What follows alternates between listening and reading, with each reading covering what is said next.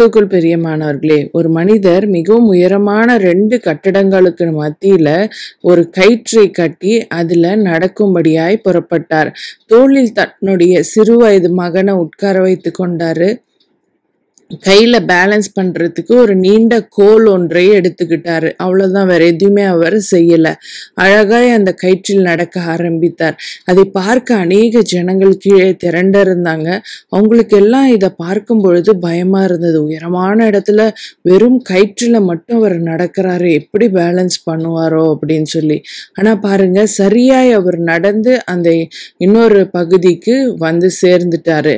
அப்ப கீழே இருக்கிறவங்களுக்கு எல்லாம் ரொம்ப சந்தோஷம். இவர் பெரிய திறமசாலிப்பா, இது எவ்வளோ பெரிய ஆச்சரியம், உயரமான இடத்துல இருந்து வந்து சேர்ந்துட்டாரு இன்னொரு எண்டுக்கு அப்படின்னு சொல்லி எல்லாம் கரங்களை தட்டி அவர் உற்சாகப்படுத்தினாங்க. அவர் வாழ்த்து தெரிவித்தாங்க, கை குலுக்குனாங்க, செல்ஃபி எல்லாம் கூட எடுத்துக்கிட்டாங்க. அப்ப அவர் கேட்டாரு, நான் ஸ்டார்டிங் பாயிண்ட்டுக்கே நான் திரும்பி இதே கயிறுல ரிட்டர்ன் போனா நான் போய் சேர்ந்துருவேனா அப்படின்னு கேட்டாரு. ஆமா, நாங்க நம்புறோம் நீங்க போய் சேர்ந்துருவீங்க அப்படின்னு எல்லாம் சொன்னாங்க. இந்த வந்தது போலவே நான் சேஃபா போவேனா அப்படின்னு கேட்டாங்க. ஆமா, நீங்க ரொம்ப டேலண்டட், நீங்க போயிருவீங்க, திரும்ப போங்க, நாங்க எல்லாம் இருக்கோம், உற்சாகப்படுத்துறோம் அப்படின்னு சொன்னாங்க. காரணம், ஏற்கனவே அவர் வந்து சேஃபா சேர்ந்ததுனால இவங்க எல்லாம் திரும்ப என்கரேஜ் பண்ணாங்க. அப்ப அவர் கேட்டாரு, என்னை இவ்வளோ நம்புறேன்னு சொல்றீங்களே, அப்ப நீங்க யாராவது உங்க குழந்தைய தோல்ல வைத்து கொண்டு போக தர முடியுமா?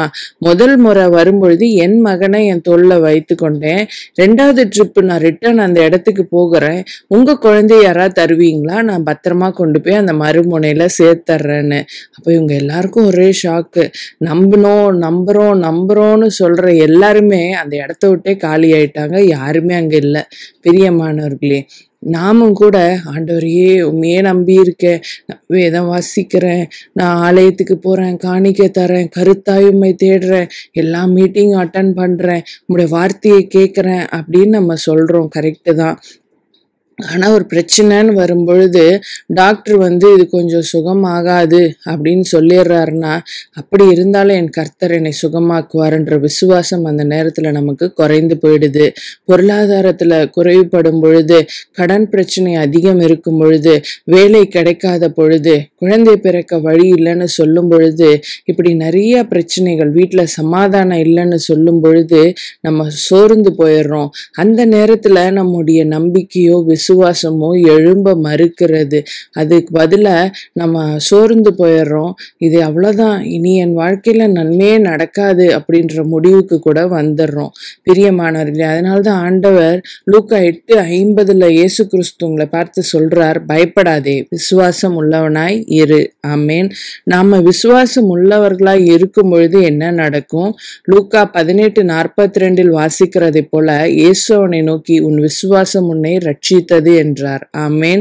பிரியமானவர்களே, நம்ம எல்லாம் ஆண்டவரை கருத்தாய் தேடலாம். ஆனா ஒரு பிரச்சனைன்னு வரும்பொழுது ஆண்டவர் மீது நம்முடைய முழு விசுவாசத்தையும் வைக்கும் பொழுது அந்த விசுவாசம் நம்மை ரட்சிக்கும், விடுவிக்கும், நம்மை சுகப்படுத்தும், நம்மை எல்லா பாடுகள்ல இருந்தும் நம்மை நீங்களாக்கி விடுவிக்கும். பிரியமானவர்களே, உங்க வியாதியை சுகமாக்கும். நம்ம செய்ய வேண்டியது பயப்படக்கூடாது, விசுவாசம் உள்ளவனாய் இருக்கணும்.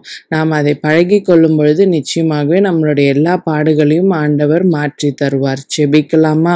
அன்பின் தகப்பனே, இந்த இரவு நேரத்திலும் ஒவ்வொருவருக்கும் ஒரு புது நம்பிக்கையும் விசுவாசமும் உன் மீது வரட்டும். என் தேவனால் எல்லாம் ஆகும் என்று சொல்லட்டும்.